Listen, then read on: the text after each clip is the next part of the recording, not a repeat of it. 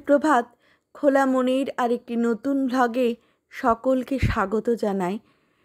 আশা করব যে যেখান থেকে আমার এই ভ্লগটি দেখছেন তারা প্রত্যেকেই খুব ভালো আছেন, সুস্থ আছেন এবং পজিটিভ আছেন। আজকে বৃহস্পতিবার, আর আমি এখন বৃহস্পতিবারের পুজো করতে বসেছি। এখান থেকেই আজকের দিনটা শুরু করলাম। আসলে একটা বৃহস্পতিবার মা খুব অসুস্থ হয়ে গেছিলেন, তারপরের বৃহস্পতিবার মা পুরো সুস্থ হয়ে গেলেন, কত কথা বললেন। আর তারপরের বৃহস্পতিবার আর আজকে আরেকটি বৃহস্পতিবার, তারপরে দুটো বৃহস্পতিবার গেছে আর আজকে একটা বৃহস্পতিবার।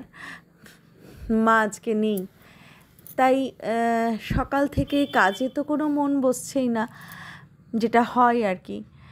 মনকে ভালো রাখা, আর আমাদের সবটাই পুরো এনার্জিটাই তো আমরা পাই ঈশ্বরের কাছ থেকে। এটা আমি বিশ্বাস করি যে ঈশ্বরের কাছে বসলে বা একটু সময় তার সামনে মাথা নিচু করে বসলে, তাকে একটু ধূপ ধুনো বা একটু ফুল চন্দন দিয়ে সাজালে অনেক পজিটিভ এনার্জি পাওয়া যায়।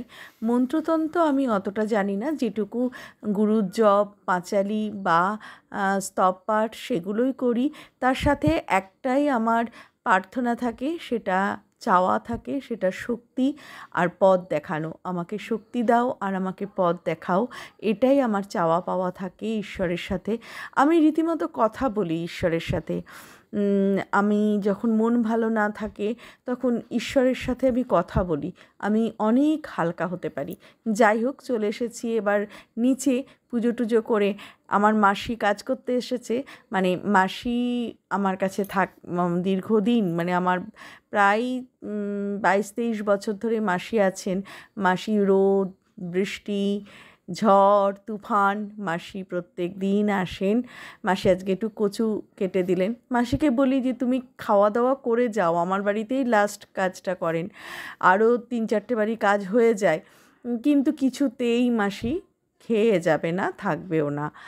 আর সবার আগে একটা সময় মা বাবা শ্বশুর শাশুড়ি যখন সবাই থাকতেন, বাচ্চা ছোটো ছিল, তখন সবার আগের কাজটা আমার বাড়িতেই করতেন। কারণ আমার শাশুড়ি মা ভোর 5টার সময় উঠে তার পুজো হয়ে যেত, 4টের সময় উঠে তার স্নান হয়ে যেত, তখন মাসি কাজে চলে আসতেন। আর এখন মাসিকে বলেছি তুমি একটু দেরি করেই আসো, তা সেই সূত্র ধরেই মাসি সবার শেষে আসেন। আর এদিকে ব্রেকফাস্টের জন্য রুটি আর একটা ভাজা, এটা তো করলামই, আলু ভেন্ডি ভাজা।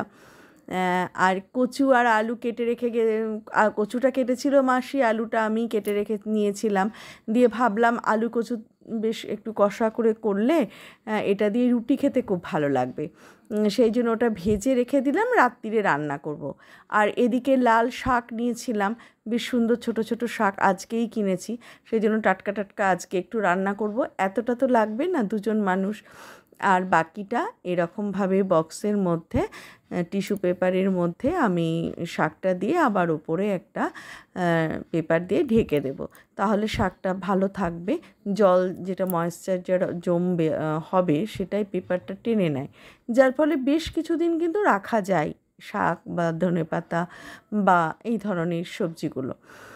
তা সেটাই আমি করলাম, সেটা রেখে একদম যথাস্থানে ফ্রিজে ঢুকিয়ে দিলাম। আর ফ্রিজটা তো জলের বোতলে ভর্তি হয়ে রয়েছে, অগোছালো হয়েছে, ফ্রিজটা এখনও গোছানো হয়নি, এটাও গোছাতে হবে। আস্তে আস্তে একটা একটা করে কাজগুলো করে নেব, এই পরিকল্পনা করেছি। এদিকে শাকটা রাখতে রাখতে আলু কচুটাও ভাজা হয়ে গেল, ওটা তুলে নিয়ে ঠান্ডা হতে দেবো, তারপরে ঝুড়ি দিয়ে ঢেকে রেখে দেবো।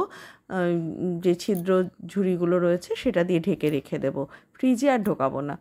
রান্না করে সোজা চলে গেছিলাম আমি ওপরে, কারণ ওই যে বললাম না বৃহস্পতিবার, আর ওই মনটা খুব আনচান করছিল, শরীরটাও খারাপ লাগছিল। তারপরে একদম নেমে এসেছি খাওয়ার সময়। আর এই যে সন্টার জন্য ভাত মেখে দিচ্ছে আমার হাজব্যান্ড, আর যে বাজারগুলো করেছিলাম সেগুলো খুলে রেখে দিয়েছিলাম। সেগুলো তুলবো। আর আজকে বেশি কিছু রান্না করিনি, আলু সেদ্ধ, পেঁয়াজ ভেজে, শুকনো লঙ্কা ভেজে মেখেছি। আর দুটো ডিম রান্না করেছিলাম, আমার ডিমটা সেদ্ধ রেখেছি, আর হাজব্যান্ডের ডিমটা একটুখানি পেঁয়াজ দিয়ে কষা মতো করেছি। আর এদিকে উচ্ছে ভাজা আর শাক, এই ছিল আজকের লাঞ্চ মেনু। আর চাটনিটা কালকের ছিল, সেটাই আমার হাজব্যান্ডকে দিলাম, চাটনি আজকে করিনি। অ্যাকচুয়ালি আমার খুব একটা ওই খেতে এখনও ঠিকমতো খাওয়া দাওয়াটা আমি করতে পারছি না, আশা করি 2 দিনের মধ্যে হয়ে যাবে। তবে আজকে হ্যাঁ খেয়েছিলাম, খুব তৃপ্তি করেই খেয়েছিলাম। ওই সবই ঠিক হয়ে যায়, শুধুমাত্র মানুষটাই ফিরে আসে না, এই আর কি। যাই হোক, আমার ডিমের ডালনাটা খেতে বা ডিমের ঝোল বা ডিমের কারি কিছুই খেতে ইচ্ছা করছিল না বলে আমি ডিম সেদ্ধটা নিয়েছিলাম। তা ভেবেছিলাম যদি ভালো লাগে নেব, না হলে নেব না। তা খেতে খেতে অবশেষে আমি ডিম সেদ্ধটা নিয়েছিলাম, নিয়ে আলু সেদ্ধর সাথে আবার মেখে নিয়েছিলাম। যাই হোক, মানুষ কত পাষাণ, মানুষ কত পাষাণ। পাষাণ না, মানুষের এইভাবে মানুষ তৈরি, কিছু করার তো নেই। মানে আমরা এত মানুষকে ভালোবাসি, করি, চলে গেল কদিন, 15 দিন, 20 দিন, 1 মাস, 2 মাস, আস্তে আস্তে বলতেই হবে, পারবে না। আমার জীবনটা তো তোমাকে তারপরে এটা এইভাবেই, এই চরিত্রেই আমরা গঠন, ভগবান এইভাবেই তৈরি।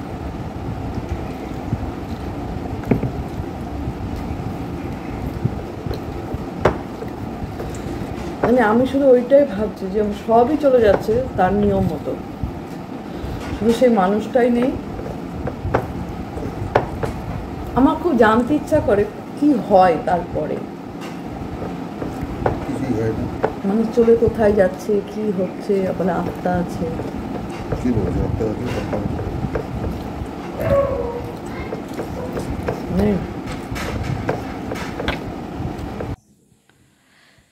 এটা হলো মনা, আমার ননদিনী। অনেক দিন পর না, মা চলে যাওয়ার পর থেকে আসছে, আর রেগুলার কথা হয় আমাদের হোয়াটসঅ্যাপে।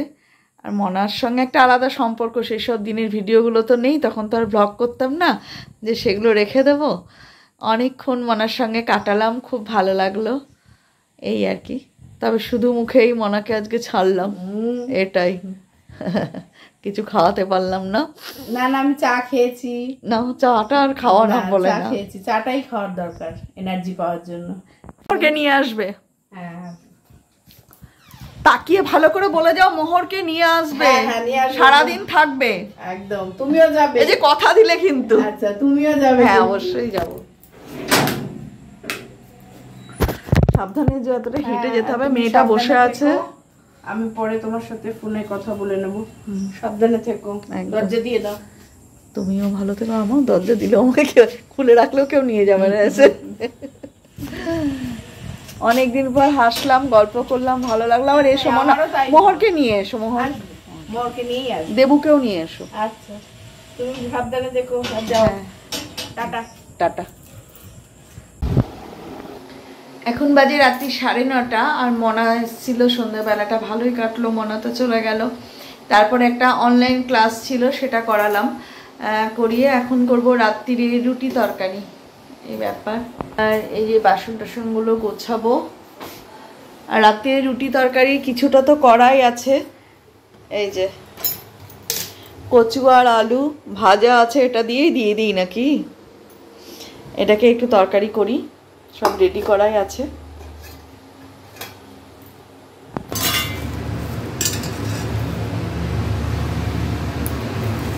ওদিকে তরকারিটা বসিয়েছি, আর ওদিকে আটাটা বের করে নিই। এই যে রাত্রিরের রুটি, মানে একদম শুকনো করেছি। আর এটা হচ্ছে তরকারি, ভুল বললাম, তরকারি। এই যে টমেটোটা লাস্টে একটুখানি ঘাঁটা করে লেগে গেছিলো। তরকারি, আর এদিকে হচ্ছে রুটিগুলো সব কটা ফুলেছে আজকে। রান্না বান্নাটা কমপ্লিট, তার সাথে ব্লগটাও শেষ করছি। সকলে খুব ভালো থাকবেন, সুস্থ থাকবেন, সাবধানে থাকবেন। আবার দেখা হচ্ছে নতুন একটা ব্লগে। টাটা, শুভরাত্রি।